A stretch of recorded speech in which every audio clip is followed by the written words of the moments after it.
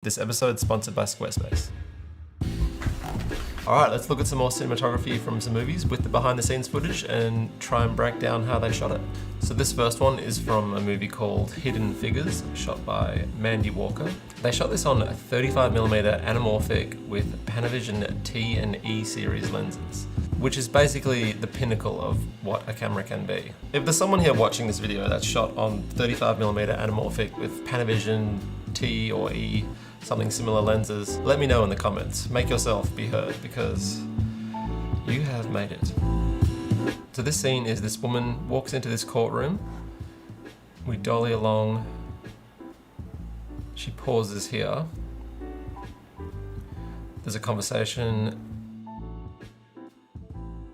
Then she walks up to old mate here, has a chat. So there's a few things that we could take away from this behind the scenes footage. Firstly, this guy here has definitely had enough. He is on hour number 16 in the day and can't take it. So from this behind the scenes footage, we've got this camera back here that is shooting this shot of her. And we can see there's this, big wall of light on the camera right hand side. Then we've also got a little bit of black on the other side for some contrast. And this might seem like a big overwhelming setup that you could never achieve, but it's pretty classic, just beautiful lighting. And it's exactly the same as what you would get if you filmed a person in the middle of the frame, put a softbox on one side and put some black on the other side to add some contrast. It's just scaled right up, much bigger. And the light needs to be that big because she's walking from the back of the room all the way up to the front of this desk with this guy, and you want to keep that light split down the middle of her face to keep that shape there. So this black material here would be to block the fixture that's behind it because that would be spilling out and hitting the actor in the face. Then we've also got this black floppy and this net here, and that would be for this shot here because this woman typing is really close to that light, so it would be really bright on her, so they need to bring the level down with that net. And then that floppy would probably be from stopping, more light hitting her face from that huge frame, because it would just wrap around too much and it would just be a huge amount where she's sitting. Then we've got these other ones above, which are probably to stop the light spilling into the ceiling and then coming back down and losing the contrast that they've created. At the end, we have what looks like a bit of ultra bounce maybe, and that's sort of wrapping the light around her face when she's in that position at the end, which is the majority of the scene talking to the guy. So for this dolly track shot of her walking in, I assume the dolly would have been placed here. And then we've got these 4x frames, and you can see the light is shaped a bit nicely on her face on this shot as opposed to the wide shot. You can see the difference. They might have used those smaller frames, brought those up closer to her to shape the light on her face a little bit more. Then I assume they've probably also got a soft controlled light on the balcony, giving her a slight edge light.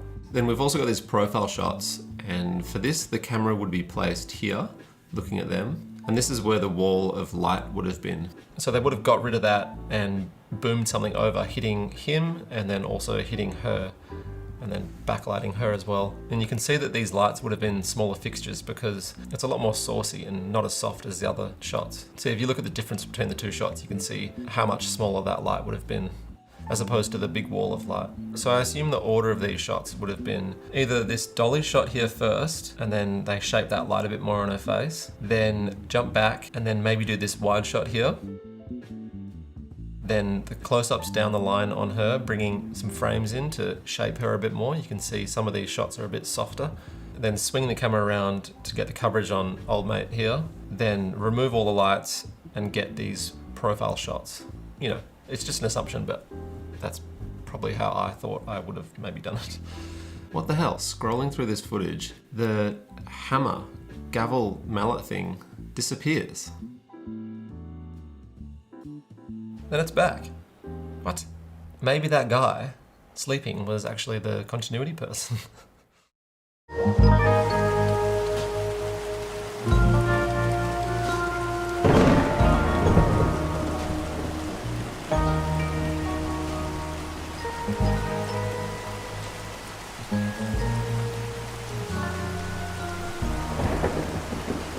if you're a cinematographer, photographer, or anything really, and you're trying to level up to get better creative jobs, having a website is crucial so people can see your work and hire you. Squarespace is easy to use. You don't need to know how to code or anything like that. You can just drag and drop and it's good to go.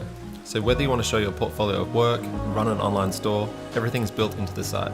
If you want to build a website, you can start a free trial at squarespace.com/LewisPotts to save 10% off the first purchase. So this is another scene from the same movie. We have these women, they walk and sit down for lunch. That's how the character comes in, they have this conversation.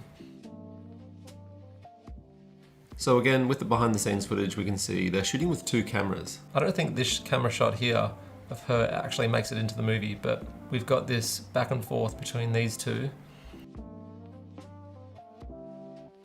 So she is being lit from these softbox lights, boomed over the top of the table. Then this back here is like a diffused frame window that's in the shot, and it looks like that is what's lighting her, but it's also giving her a little bit of an edge light. We have this reverse shot, and then you can see what's lighting her is, you know, some lights behind a sort of 12 by 12 diffusion.